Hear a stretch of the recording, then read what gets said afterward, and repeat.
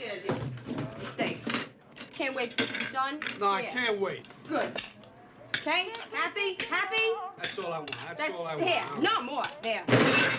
Pardon me about a steak?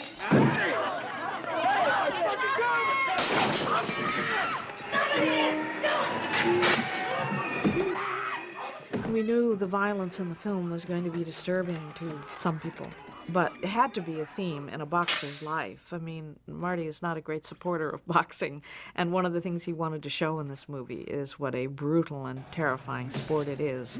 And so he had to lay that down very firmly.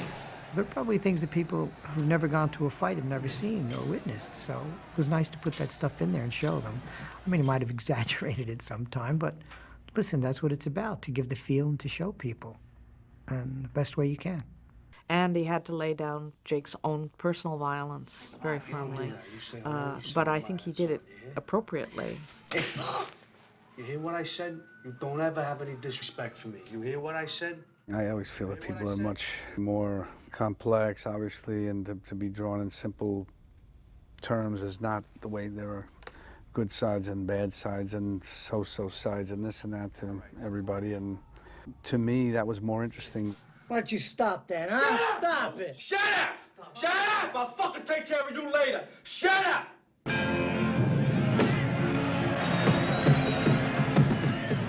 During the rough cuts, we implied certain special sound effects and that sort of thing, but they weren't satisfying. They were just too literal. And Frank Warner came on. He did Taxi Driver. And Frank started working with each scene with me. And somehow it all came together. It really was quite strong. But I don't know what he did. Sometimes he didn't tell us. He just said, no, this is interesting.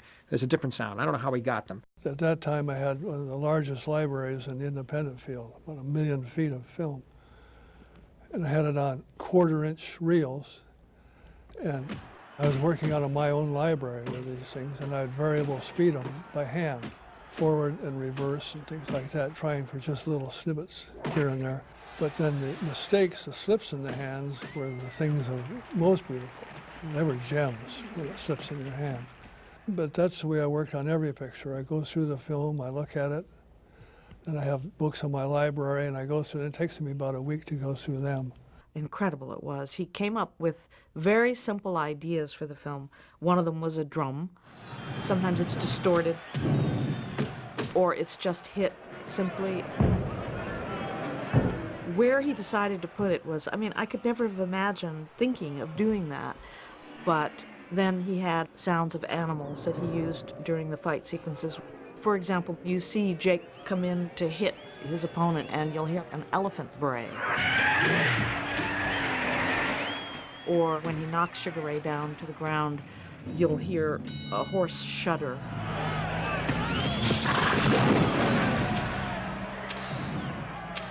I use a lot of animal sounds, howling and screaming, all different kinds. And then by controlling the speed and the direction of the sound made something quite different.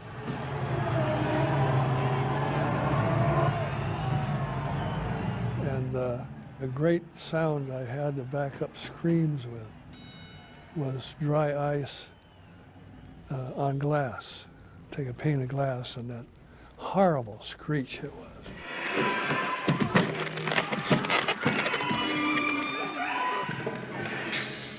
173 3/4 pounds. I think that what Frank was trying to do was give an almost machine gun-like feeling sometimes to the flashbulb sounds that are impinging on Jake's life. It's very, very specific. It's very isolated. It's very unique. I've never heard it again. I sounded those flashbulbs with more than just a bulb. There were 5 or 6 sounds in there working for each one of those flashes. And Marty asked me how I did that. I said, I won't tell you. And he got a little upset. And I said, if I told you, all the magic would be gone. At one point, though, you know, we've used every possible different tone, and he said, what about taking the sound out? I said, perfect. I felt within myself, and I still do, the richest sound that I had to offer was nothing. And I think you know both the boys.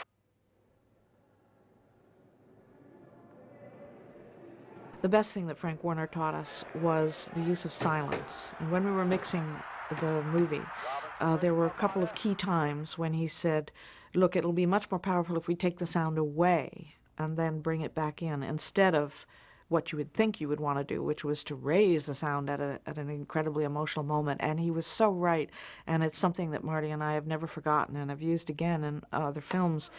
The moment that was most telling was when Jake is in the midst of this terrible beating he took from Sugar Ray, and Sugar Ray just can't understand why LaMotta won't go down, and he pulls back, and the lights changed, dimmed in the ring, and we took all the sound away. There's just a very, very slight sound that Frank put in, and as Sugar Ray comes back in for the kill, the sound all comes back in again, and it works like crazy. Frank was so right.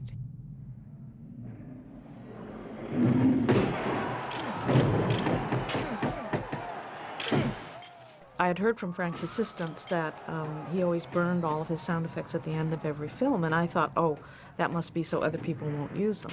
But I found out it wasn't for that reason. It was so he didn't use them again. So that every time he began a new movie, he began it completely fresh, and he had to come up with a concept for it.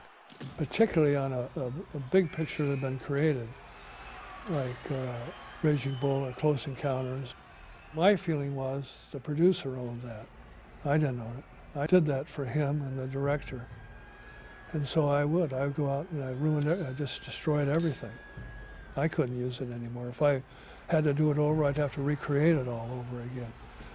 It sounds maybe kind of foolish, but I didn't think so. I still don't. You know, I thought enough about these people that I wanted, if I did anything to their liking, I wanted it to be theirs.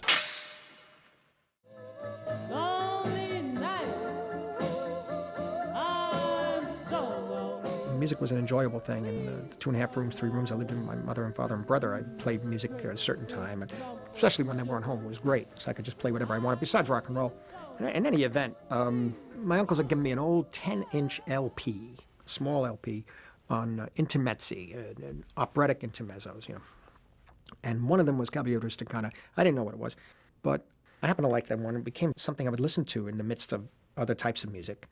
And sort of imagine things to it. And so I said, I always had a problem with certain kinds of film scoring. It isn't for me. I mean, my movies, the scores are pretty much compiled by me with songs that I know. And so I realized that if there were to be any score, it could be this music from Mascagni, and that would be the theme.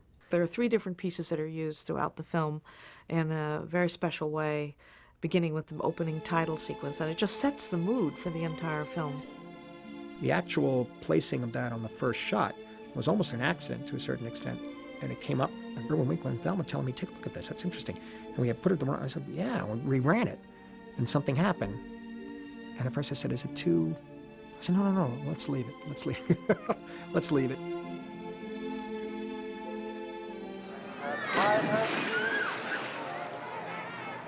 Come on, give me a Coke. Then throughout the rest of the film, he was using pieces from the 40s that would be heard on radios or again through tenement windows. Marty has a genius for putting music to film. He has carried around in his head sometimes for years pieces of music that he's wanted to use in a film and then eventually finds just the right spot for it.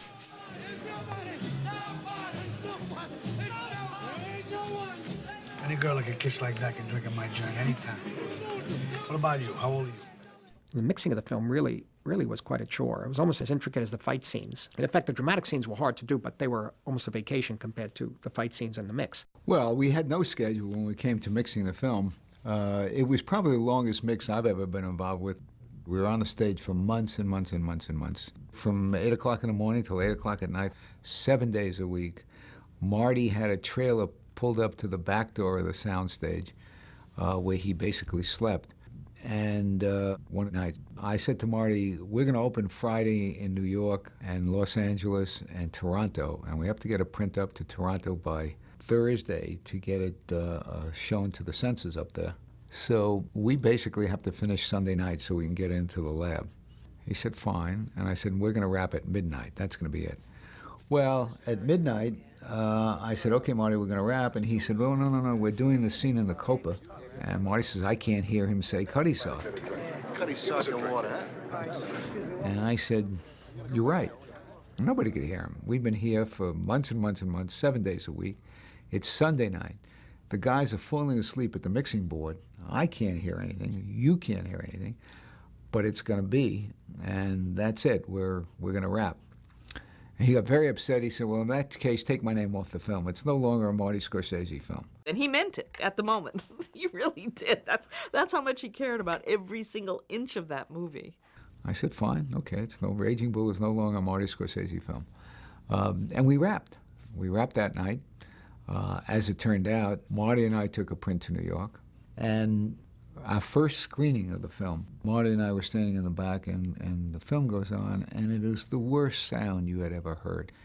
And I ran over to the theater manager, and I said, what's wrong with your sound system here? He said, what's wrong? He said, I just went to Radio Shack, and I bought 4 new speakers at $59.95, and you're complaining about the sound? So there you go. And by the way, he took back his declaration that Raging Bull is no longer a Marty Scorsese film. Go get him, champ.